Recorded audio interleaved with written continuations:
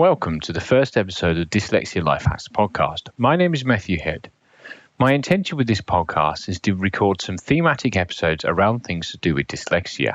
Would you like to be a lawyer but are worried about being dyslexic? Then we have an episode for you. If you ever wondered if dyslexia can be corrected, then here is the place to find out. For the first episode, this is actually a reissue of a podcast myself and my friend Richard Elliott did in October 2020 called Dyslexia in the Workplace. I hope you enjoy. For show notes, please go to dyslexialifehacks.com/podcast. I would like to thank Matthew Hitching for recording the music for this podcast. Over to you, Matt.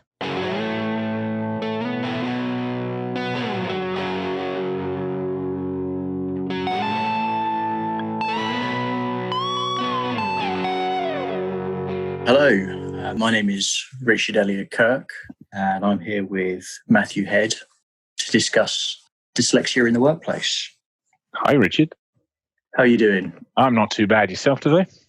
Yeah, I'm good, thanks. We've known each other a while now. Something like 22, 23 years or something shocking like that? Let's not put a number on it, Matt. Let's not put a number on it.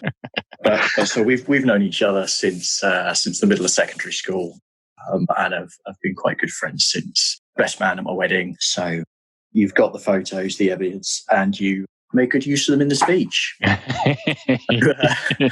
Thanks for that. So we're here to discuss dyslexia in the workplace. Yes. And your experiences with dyslexia. So obviously, I remember from our time together at school. It was something that you had to deal with. But when was it you learned that you were dyslexic? I've been dyslexic for as long as I can remember, really, I think. And my mum has to tell me the story because I don't really have a memory of it. But the first year at school, I kind of had a little bit of a, should we say, less than understanding teacher who used to sit me in the corner on a separate desk. And then moved into second year of school, had quite a sort of a clued up teacher who thought that I might be dyslexic and did a load of reading around the subject. She then was pretty convinced that was the case and went and got the sort of test you have to do to be stalemated dyslexia. So I guess the short answer to that question has been as long as I can remember. Such a small child when I got diagnosed with it that it's all I know, to be honest. So it seems like from an early age you've had sort of experienced quite different reactions and sort of knowledge around dyslexia. Your sort of first teacher didn't understand or wasn't aware of, whereas your second teacher seems to have had a much different attitude and you say went and learned about it. Yes, a little bit of curiosity and some understanding goes a very long way.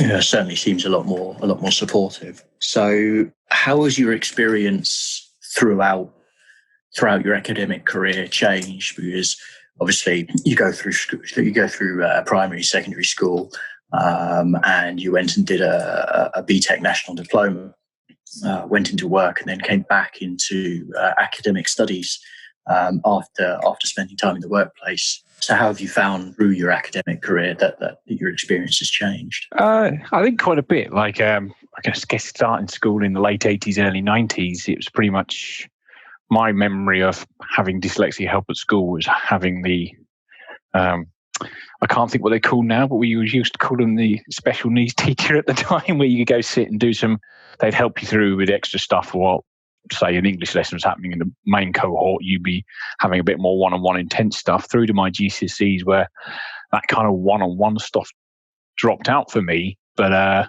then end up having a lesson, like an hour a week with the sort of dyslexic teacher who would sort of help you with extra techniques and bits and pieces, which I dropped my GCSEs because I had to drop an option at GCSEs to do that. And the only one they allowed me to drop was option 5, if you remember that, which is my IT GCSE, which is one of the highest grades I got. So I kind of risked it. Mostly at school, it was always extra time in exams and being taken out and having sort of more one-on-one help. I had a big swing at college. I mean, I just about scraped my 3 grades at C and above, 3 subjects, sorry, at C and above. But I did something I really liked. So I went from having okay GCSE grades to being student of the year in my first year at college, particularly as I did sort of motor vehicle engineering studies. So it's a bit more vocational as well as the sort of academic side of it, a bit more math-based and less SAE-based. But again, it was still very much the extra time in exams. But I think the sort of key part of your question really is, I finished school in the year 2000, so college in 2003. And then went into work at 18, 19. And then at 26, I went back to university, which quite a lot has changed since then. When I obviously had all the assessments, but you get, I got a laptop with loads of extra software, speech to text software. Dragon Naturally Speaking is the one I've got, and then Text Help, which has an advanced spell checker and speaks stuff back to you. So quite a lot of my uni reports are me with a headset on, a bit like I'm talking to you now, talking it through Dragon to Microsoft Word, spending quite a bit of time editing all the Dragon quirks where it picks up the wrong word that you've said. And it can be quite hilarious what it finds sometimes. And having some humour about it is useful. And then putting a headset on or set headphones with Text Help, reading it back. So talk it in, it talks it out back to edit it. And then I, through my later years at uni, got scribes for some of the more written exams, mainly so the marker could read my handwriting. I always describe it as, in my head, there's a 6-lane motorway, but you have to pull off a slip road into a dual carriageway for it to come out onto a page. So verbally quite good, but writing it down was hard work. So to make sure I didn't get hindered in the exam, but I did an engineering degree and I really like engineering. So having an academic subject that doesn't require reams of paper and you have to be concise really suits me. And I could visualize quite a lot of the sort of concepts, which really helps. So, I mean, that was interesting. Did you say, so back at a secondary school, you had to effectively drop an option in order to continue to receive the support? I understand that, right? Yes. Yeah, that was it. I got light support, but what they wanted to do was drop an option. So, can't remember, did you take GCSE IT? No, well, my options were, what do we have? We had French, Spanish was my option 5. I had GT and media studies, because that was where the two of us spent a lot of time hanging out, wasn't it? Yes, it was. Yeah. So yeah, option 5 for me was IT, and as much as I asked, could I drop RE, they wouldn't let me. Yes, the good old half a GCSE. Yes. So you had to drop a full subject, which is like, 1 to 2 hours a week to get the proper intense stuff. So the idea was that you drop that subject so you could really hone in on the other subjects. But my feeling was that I knew I did double science, so I knew I was on for a B or an A in that, because I'd always score quite high in tests for that. English, I'd have to just drag myself kicking and screaming through. Maths I was quite strong at, so middle maths could get a B, and then IT I knew I was comfortably going to get C and above on it. So it's like I sort of risked not getting a higher mark in English to get my C's and above in the technical subjects, which paid off when I got to college, because I remember sitting there while they're checking my results, and they're like, "Oh, it's another borderline one here." And then one of the head of department at that point, a BCOT, looked over as well. But look, he's got, I can't remember if it's a B or an A in IT I got there. I think I might have even got an A out of it. Circled and was like, well, look, he's more than enough here. Because I actually had 4 GCSEs at C and above at that point, if you count double science. So, yeah, it's a bit of a shame, really. I couldn't tailor it to pull one of my really weak subjects out. I've had to keep one of the subjects in and drop a strong one, and that didn't sit well with me. Yeah, that was a shame. I hadn't realised that. So, yeah, it's interesting that obviously as time has moved on, a lot of the support has moved from sort of secondary school and Harriet. It was a case of getting just more time, effectively, to sort of being provided with tools. And obviously that's come with sort of advances in technology, where you've got access now to sort of the computer software and the IT hardware and tools and things to help. Yes, definitely helps. So stuff that wouldn't necessarily have been available. If we talk a bit about your career so far, yes, obviously we've gone to your secondary education and going on to study national diploma in your vehicle engineering. Yes, and then you've got on to work for a number of years in industry. Yeah, I by the time I got to the end of my national diploma, I was pretty burnt out by education, and also I think a little bit of a misunderstanding of what an engineering degree was about. Like my sort of understanding of it at the time, I don't know why, was a bit like, well, surely it's just a fancy mechanic. Incorrectly, that was my understanding. So I went into the workforce as a HGV technician, sort of predominantly most of my career at Volvo Trucks with a bit of Mercedes-Benz mixed in, and also working for a small garage in Basingstoke initially. So that was me doing the hands-on spannering stuff. And then it just got to the point where when you work a 4-on 4-off shift and you've got a 12-hour shift on Sunday, there's 4 of you in the workshop and it's designed for 12 to 15 people to work. You get a long time to think. So I kind of, I don't know, it started burning around in my head. What could I do? Projecting forwards, and got to start looking at other jobs and realized that, hey, I could do that job. It sounds really cool, designing motorbikes or testing engines. I could do that, understand that, but I don't have an engineering degree. Next thing I knew, I was in university having maths and dynamics as my first few lectures at the university, wondering what the hell why I'd made such a big mistake. I really don't understand any of this. That was a lot of panic revising for Christmas exams. Fast forward past that, I left university on a grad scheme with Siemens Rail Systems. That was a 2-year grad scheme, and you basically move around departments. So I've spent the last 3 years designing motorbikes for Triumph motorcycles. Haven't ridden motorbikes from 16 and owned a Triumph since 25? I'm now 36. That's kind of pretty damn cool, really. Kind of like, how did I manage this one? Yeah. Okay, so how would you say then that through those almost three sort of periods, working as an HGV technician between college and uni, then spending time in a graduate scheme, and then going to Triumph, I guess almost you've got almost 3 quite different types of environments. You've got working in the sort of workshops is very hands-on. Yeah. Then spending time in the graduate scheme with the Siemens, which is obviously I've got to imagine quite a corporate culture. It is indeed, yes, I can agree with that. And then Triumph, I would imagine it feels like it's probably a bit less of a corporate than Siemens. Yeah, they're a little bit corporate, but they've got certainly more of it's a smaller company, so it has that kind of more intimate feel to it, a little bit more. It's not startup-y, but it's a startup who's crept into corporate culture rather than Siemens, which is very much big corporate. Yes, I mean Triumph does one thing; it sort of builds motorcycles. Yes, with a bit of marketing vavaboom. Yeah. Yes, I've got some of the merchandise. Whereas Siemens does everything. I mean, Siemens will sell you a dishwasher. They'll build trains. They build power plants.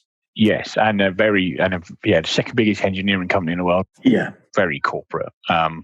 So yeah, I think we start with the HGV stuff initially. So quite a lot of that is not IT based. It wasn't at the time when I worked on it. Obviously, stuff is modernising all the time. So you'd have a job card, fix the truck, and then you've got to do handwritten write-ups of what's wrong with it. And apparently, you can't put dismantle engine, remantle engine as the write-up. So that's all handwritten. And I had a little bit of a changed school when I was younger. So I got taught cursive writing in 3 different ways in 2.5 years. My control of the pen is not the best. So mine would look like somebody dragged a dead spider across this page, I think. And I'd have I remember getting caught once, and I've still got this writing style to this day after this sort of particular event where it's, Matt, the invoices can't read your job card. Yeah, I bullet point everything, try and use as little words as possible, like a good dyslexic person. Matt, I can't read your job cards. Can you please not write joined up? So I have all my letters in my handwriting now have the flair of being cursive, but they're not joined, apart from the odd one where I default back. I've got big flicky Fs and stuff. So that was one thing. So they could at least read the words, even if the words weren't correct, which is, a shame really that handwriting's a bit like that. So that's kind of in that environment. And you get this sort of standard attitude where, a little bit of remember somebody thinking I was just stupid because I couldn't spell and read properly, where clearly I wasn't, because I was quite good at fixing trucks. I was nearly to master technician level at that level. So that would kind of be the main problem with that, is writing stuff by hand, particularly at the end of the day when you're paid by the hour and they stop paying you. It's general technician attitude. Or it certainly was where I worked anyway. So then moving into Siemens. Now, yes, as you say, it's very corporate. So by this point, I'd, I guess, made peace a little bit with being dyslexic. Spent 4 years at uni proving my assumptions about my ability to do stuff wrong. Yeah, so of course, tick the box on the form and tell your line manager, and and you can get the software and you can get stuff to help you out, and their attitudes are better about it. But so that was not too bad. Although I particularly had a manager who was a bit of a grammarista, where his thing about grammar and spelling was his thing, and of course, having a subordinate who's heavily dyslexic is a problem, because spelling grammar is really not my thing, but I tend to hang on my technical ability. So yeah, I could get all the help I want. It's just sometimes the attitude. So sort of you still have to deal with people's attitudes. Certainly, yeah. Particularly, if their awareness is not brilliant, or they just don't understand how it affects things. I thought the best description I've heard is having a deviant brain, particularly when you're trying to process language. It's a problem, And yes, I could have had some of the tools on my laptop if I wanted them. I got a phone call from HR, but some of the university tools and stuff, you're using Dragon. I just sit at home in a spare room and just dictate away to the laptop and talk and yell and do whatever I want, because you have to enunciate a little bit with Dragon, so you turn into a little bit of a Radio 4 presenter. Yes. Doing that in the middle of an open plan office is tricky. That's how you not. That's how you don't get invited to the coffee room. Yes. So I didn't like that. Maybe it's just me, but I was never comfortable with that, and I've never seen anybody use a software like Dragon in the middle of an open plan office.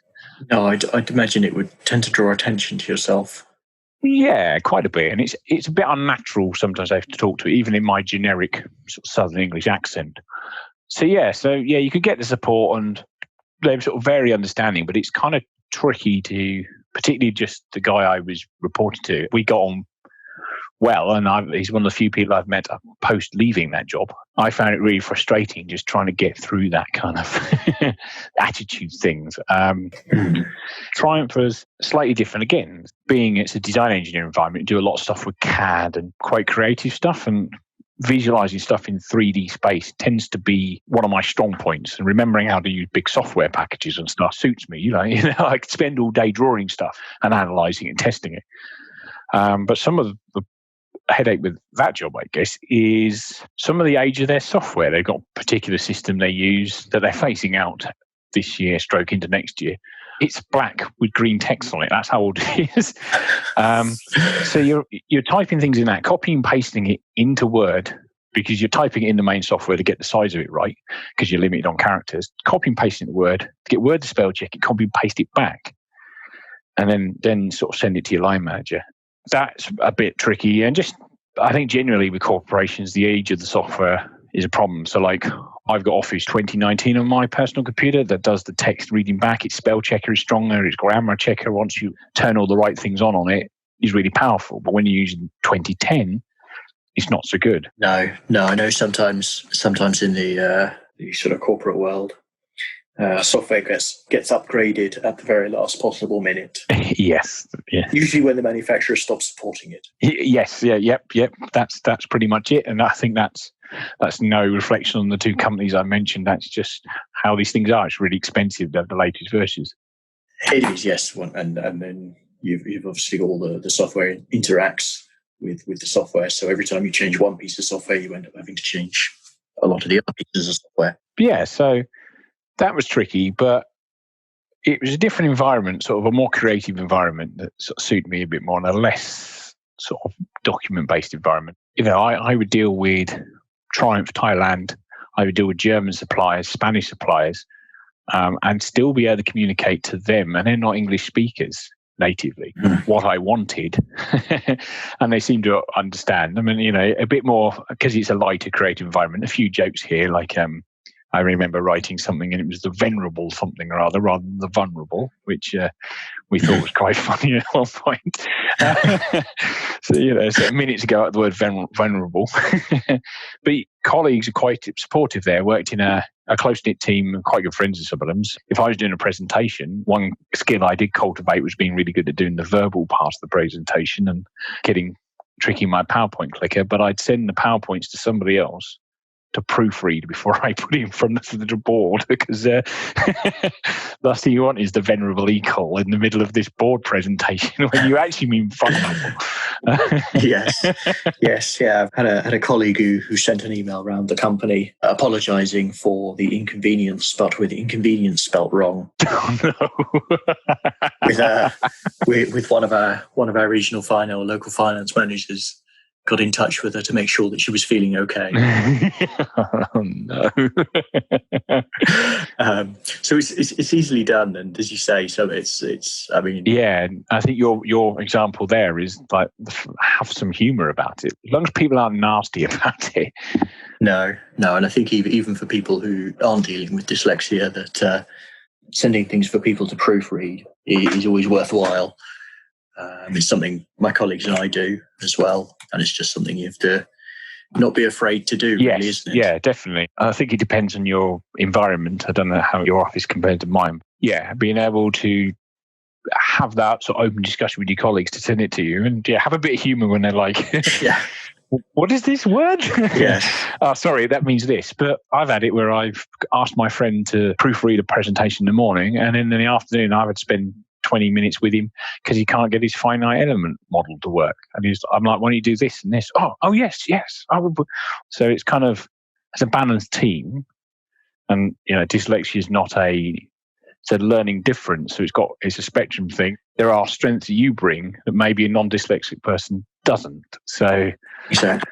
Knowing that that's a thing is quite useful. I mean, I suppose another thing is like, taking meetings and stuff is always tricky because I can't write minutes and listen at the same time. It seems to be directly my hand operates a pen, my ears that give up. But I'm running the meeting, so I guess at points it's like, well, you just have to stop people. Like, sorry, did you mean this? Because being confident, I guess, helps. So in terms of things like that you've come across, sort of in the workplace, obviously you say that using sort of text to speech or speech to text software isn't necessarily the easiest thing to use or best thing to use in the middle of an open plan office, sort of with note taking in a meeting when you're trying to both take notes and pay attention to what's going on. Have you come up with any sort of little tricks and things or ways to sort of help deal with these? As we already said, you can ask your colleagues to sort of spell check or grammar check a document for you. Is there anything else that you've sort of found helps? Yes, speech to text stuff. Working from home can obviously eliminate the problem whenever you get across an office if you have that option. Yeah, there is tips and tricks and hacks like using the synonym checker on Word. So when you've got a word in there, the classic one is the homophone's there, and you've put the wrong one in. Right-clicking, seeing what it gives you the options. You're like, well, them options look wrong. Yes, yeah. I mean that's a weakness of the spell check. That yes, it puts the wrong word in. I have discovered that Office 365 now does, when you spell check, you hover over it and it'll also play the word out loud to you with synonyms underneath them. So Microsoft is slowly catching up by the sounds of it. But yeah, that's a weakness, and that's a pitfall I always fall into is spell checking into the wrong word. But then you can copy and paste stuff into Google. So sometimes if I can't spell something, say I can't spell rises, and I've tried a million ways to spell rises, and I keep getting it wrong, and I copy and paste it in Google, it gives me the wrong word, I can always write the Dark Knight and the misspelled word rises, and it will give me the movie. There you go. Yeah, so stuff like that. And you get an excuse to Google Batman at work. It's always good. It's always a good reason to Google Batman at work. Yes, so little things like that where you just like copy and paste into Google. That's assuming you don't have any extra sort of dyslexia software. It's always worth talking to your HR department and seeing if you can get stuff, because, why not? If it's available and it's helpful, then that's quite useful to have all that kit on a laptop. I mean, my personal laptop's got some of it on.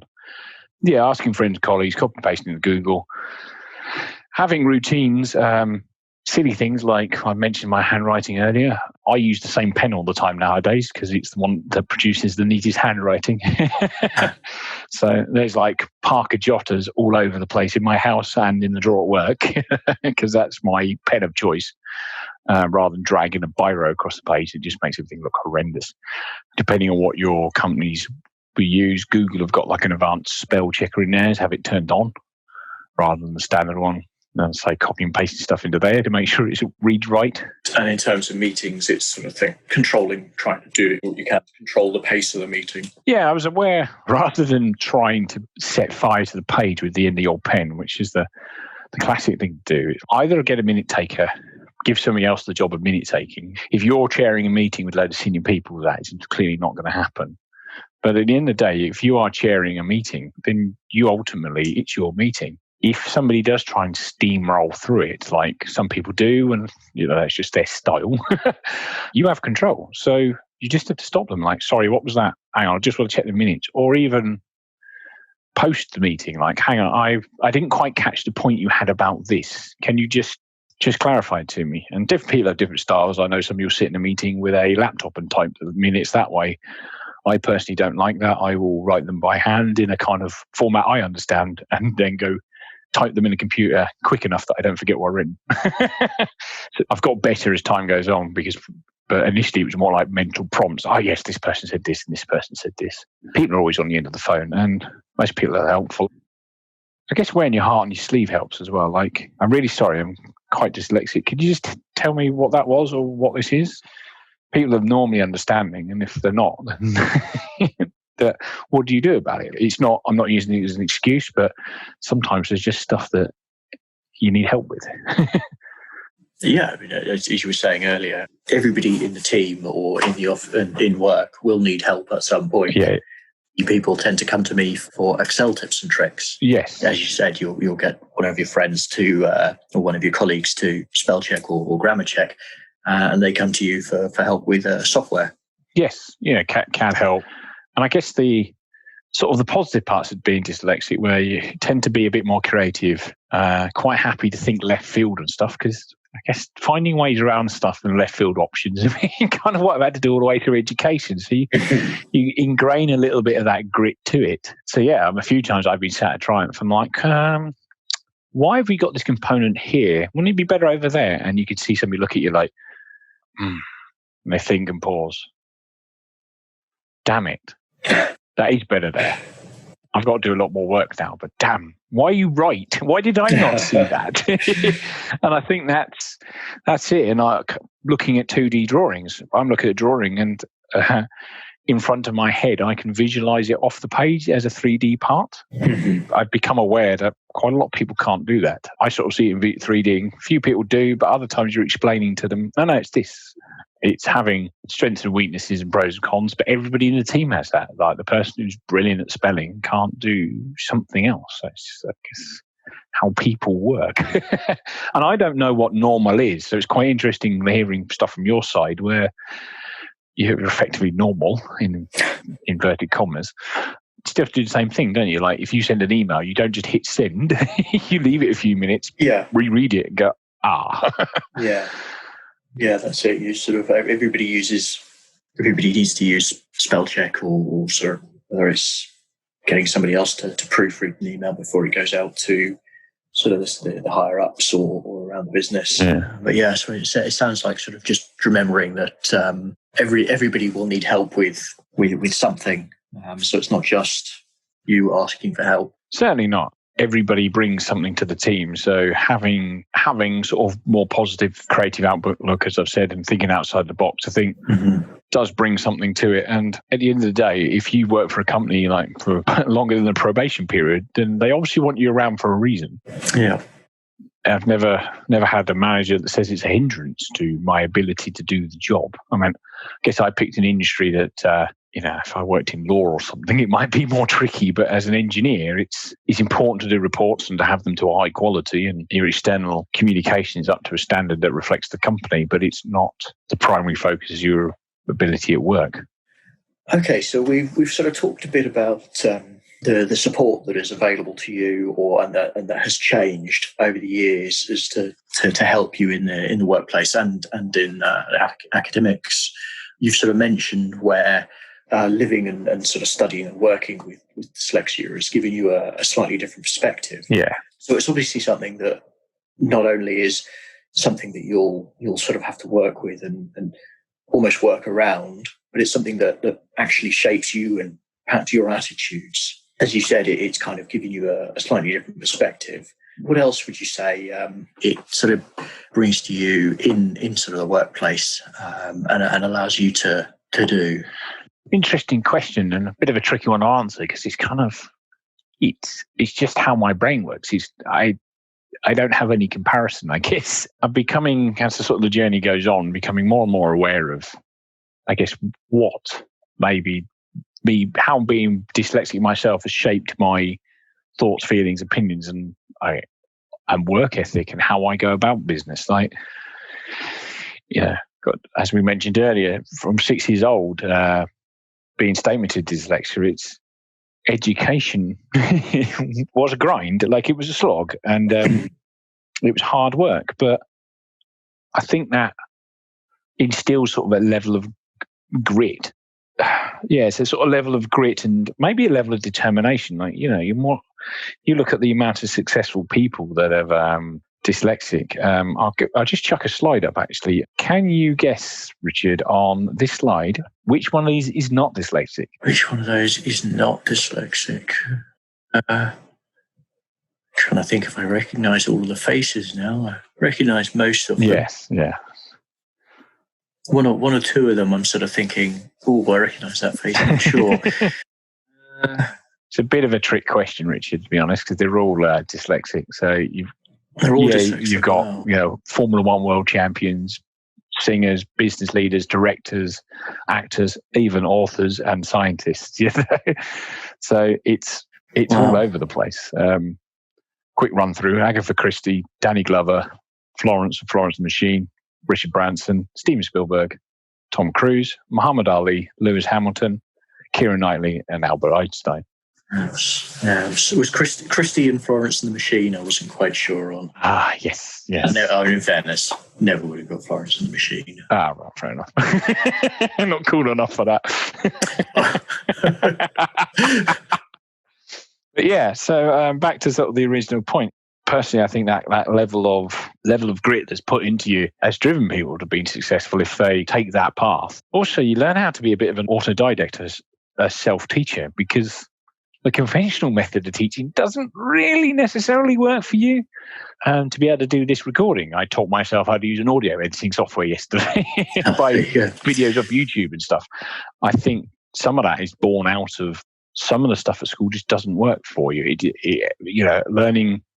You have to learn an alternative method to understand. I remember having loads of videos from Khan Academy up while at uni, because their method of teaching me calculus was a bit more my speed with the video and everything working than doing it other ways. But as you see from the people I put up on the slide, tend to be quite creative and think outside the box. And I like to think particularly my time at Triumph, there is stuff that I've done that's kind of outside the box and creative, that maybe having a dyslexic brain has led me that way, where even just general day-to-day life things, think of different ways of doing stuff that suit the way my brain works, rather than, there's no point in me memorizing a list to walk into a shop, because I will forget the list instantly.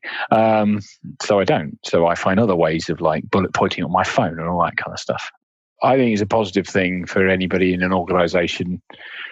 The ability to pull your head out and not focus on fine detail, look at the bigger picture is quite useful, and quite a lot of dyslexic people have that kind of trait.